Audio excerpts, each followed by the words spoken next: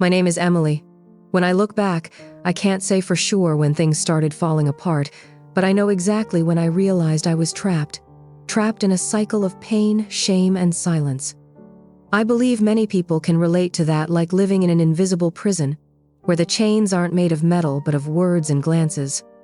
Reed, my husband, was the man of my dreams, or at least, that's what I thought before I discovered he could also be my worst nightmare.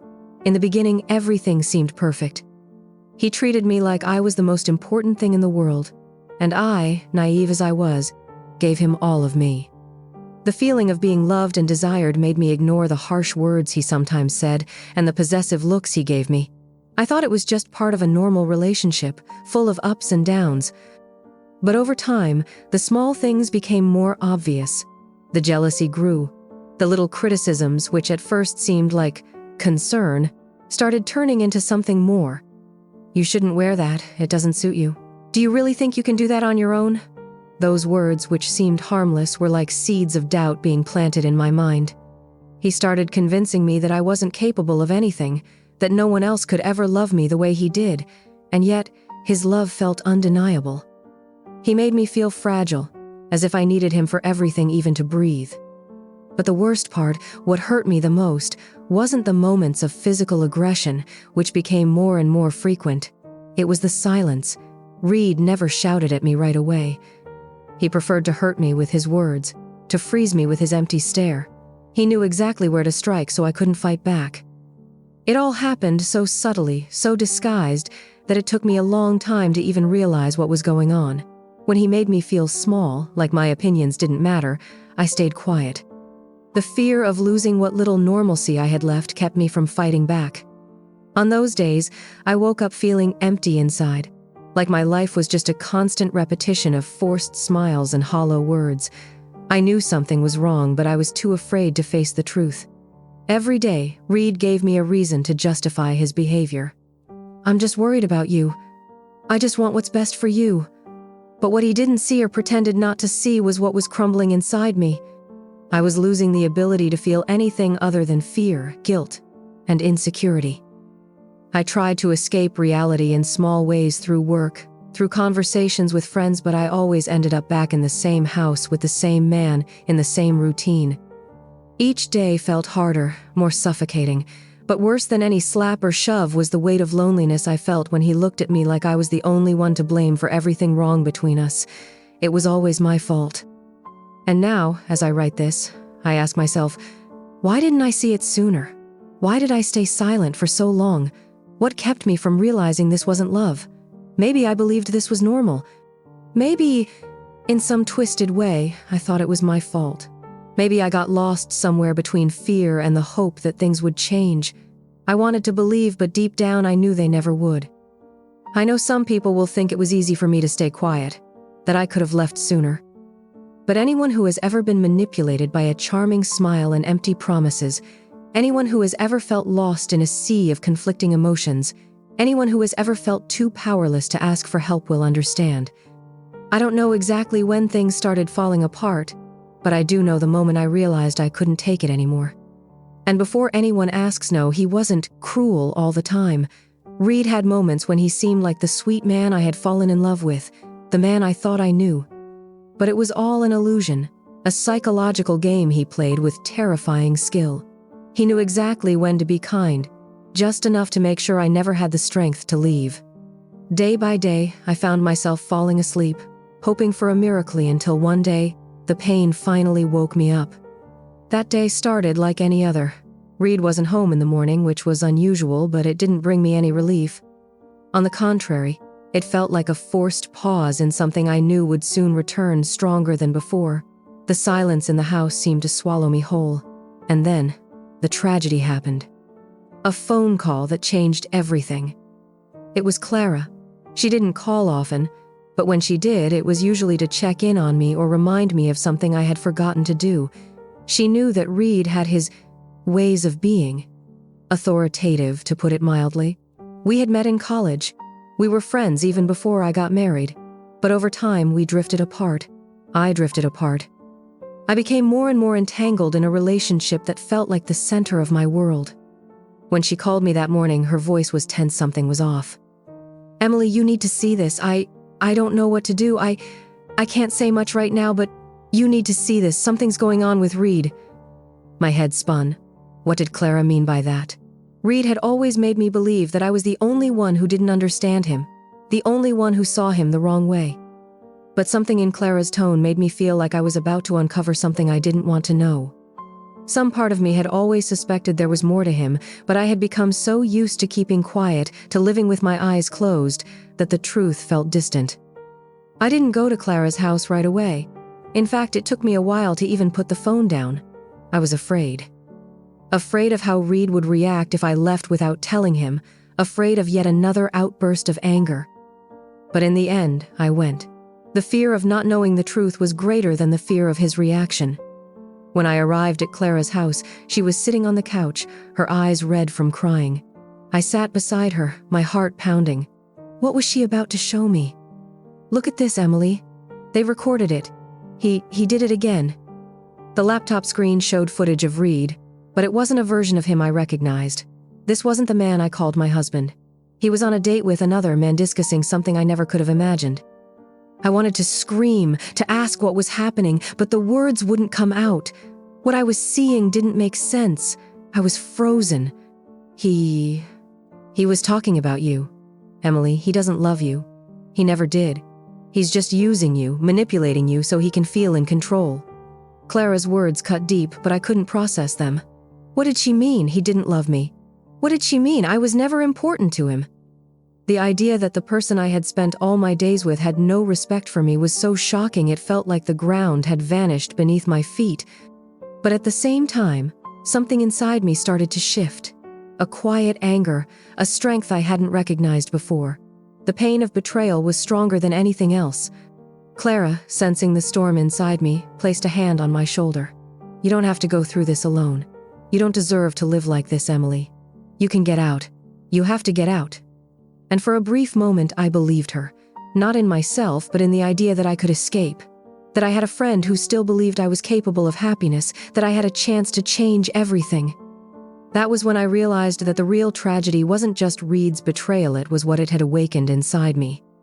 I was no longer the submissive woman who accepted being manipulated, who tolerated the lies and the shouting in exchange for some illusion of security. I didn't know what I was going to do next, but I knew one thing for sure. There was no turning back. Reed's betrayal wasn't just about someone else, it was about everything. The lies, the control, the way he had shaped me over the years, making me believe I couldn't exist without him. Clara didn't say anything else. She just stood by my side, waiting for me to process it all. And for the first time in years, I didn't feel alone. When I finally managed to speak, my voice came out weak. I can't go back home. Those words terrified me, because saying them out loud meant admitting that my life, as I knew it, was over. Clara squeezed my hand firmly. Then don't. But escaping wasn't that simple. Reed controlled everything: our money, our car, our accounts. I had nowhere to go. My name was on every document tied to the house. If I suddenly disappeared, he would come after me. I can help you, Clara said. But we have to be smart. You need a plan. She was right. I knew that. If I just ran, Reed would find me. He always knew where I was, always made sure I remembered that nothing stayed hidden from him for long. But this time I had to be smarter. That night, I went back home. Reed came in late, as always. I lay in bed pretending to be asleep, but my body was tense, ready for anything. Over the next few days, I prepared in silence. Clara helped me open a separate bank account. I started saving small amounts of money, just enough to leave without him noticing. At work, I pretended everything was fine while trying to figure out a safe way to disappear. But then Reed started to notice. "You've been acting weird lately," he said one night over dinner. His voice was casual, but I could hear the threat underneath. "I'm just tired. Work has been exhausting," I replied, avoiding his eyes. He studied me for a few seconds. "You know you can talk to me, right? I just want what's best for you." I swallowed hard. That phrase again. He just wanted what was best for me, the same best that kept me trapped. I knew I was out of time. If Reed sensed something was off, he would start watching me even more closely. I had to leave. The next night, Clara was waiting with the car running on the street behind my house. I had only a small suitcase with a few clothes and important documents, just the essentials to start over. My fingers trembled as I reached for the doorknob. Adrenaline coursed through me. I was one step away from escaping, one step away from freedom. But as I opened the door, my heart stopped. Reed was standing on the porch waiting for me. He didn't look angry, not yet, but his eyes had that cold, calculating glint, like he already knew exactly what I was trying to do. "Going somewhere, Emily?" His voice was too calm, and that was worse than if he had shouted. My mind raced for an answer. I could lie, say I was going to Clara's house for a few hours, but Reed knew me too well. He always knew when I was lying. "I just needed some time for myself," I said, trying to keep my voice steady. He tilted his head, studying me. "Time for yourself?" He let out a low chuckle. "That's new." Every cell in my body screamed at me to run, but I knew it wouldn't work. He was stronger, faster. If I made any sudden moves, he'd stop me before I reached the street. Clara was waiting in the car. If she saw something was wrong, would she come after me, or would she leave to get help? "Go back inside," Reed said, still with that calm tone. But now there was something else in his voice, a quiet threat. I hesitated. If I went inside, I knew he'd try to break me, to manipulate me, to bend me until I became that silent, obedient woman again. "Emily," he repeated, his voice losing a bit of its patience. I had no way out.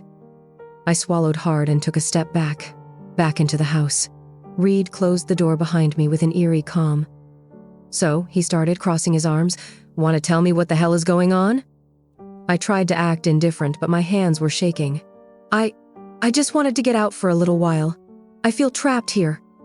"Trapped?" He laughed, shaking his head. "Emily, everything I do is for you, for us. You act like I'm your enemy." I wanted to scream. I wanted to tell him that he was my enemy, but I knew I had to be careful. Reed didn't handle confrontation well. When he felt cornered, his anger exploded. "That's not it," I said, trying to sound convincing. "I just need some time to think." He narrowed his eyes. "And you were going to think at Clara's house? Because that's where you were headed, wasn't it?" My stomach dropped. He knew. Reed sighed, running a hand through his hair like he was trying to calm himself down. "You know, Emily, I tried so hard to make this work. I tried to be patient, but you always ruin everything."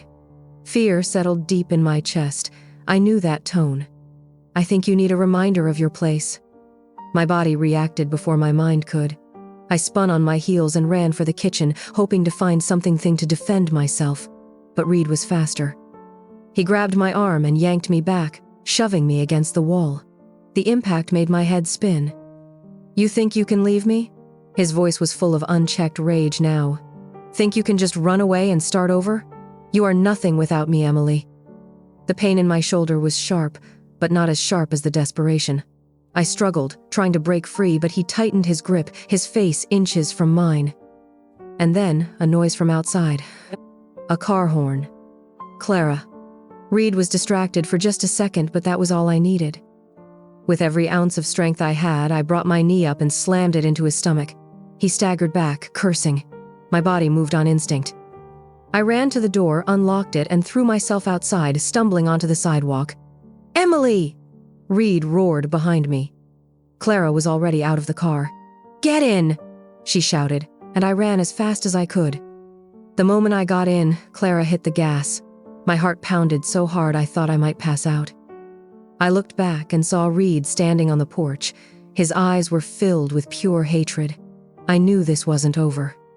The car sped down the road as I tried to catch my breath.